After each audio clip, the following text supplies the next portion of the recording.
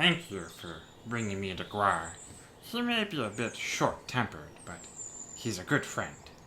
I'd prefer if we didn't speak of last night. I'm sure you understand. Let us walk, as I regale you with a tale of the Sodality heroes. The heroes set in for the evening, Perseus in the humans' room, but the rest in the safe room. When they awoke in the morning, they found that Gimrick was missing, and Perseus was in the safe room with them. At first, the group believed that Gimrick was disguising himself as Perseus in an attempt at a joke, but they soon realized the world they existed in did not work like the world they were used to. This one was controlled by the Shadow Demon, and so they headed to the humans' room, only to find that their actions from the night before had been undone, and so they struck a deal with the humans.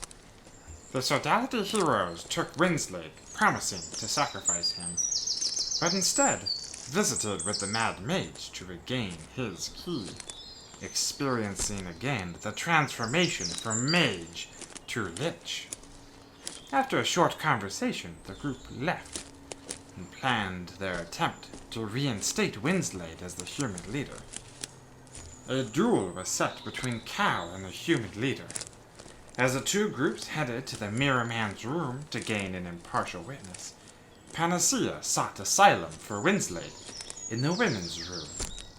Amber, the human leader's wife, ambushed Panacea, knocking him unconscious, but arrived too late to kill Winslade, her true target. A long and arduous battle was fought between Cal and Andy, the human leader. In the end, Andy was slapped to death by Cal, and not by his hand. Along with the victory, Cal received a key from the man in the mirror, as Andy's soul was devoured. When Amber learned of Andy's loss in the duel, she gave up her efforts to kill Winslade and ran to the mirrored man's room. She was never seen again. The group now had all of the needed keys, but since they had helped the goblins, a trade was still required. The goblin leader offered Jake, a goblin simpleton, as compensation. Jake was now magically bound to Panacea. The heroes visit the next floor, quickly learning that the mounds of weapons and armor were cursed.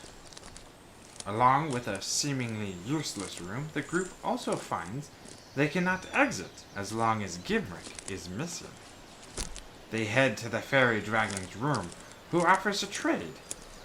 But Cal can see right through the deception, calling out the dragon, and thus earning the freedom for Gimrick. Whew. Looks like we're here already. I shall be traveling downriver to the capital city. If you'd like to hear more about the brave Sodality heroes, I suggest you come along.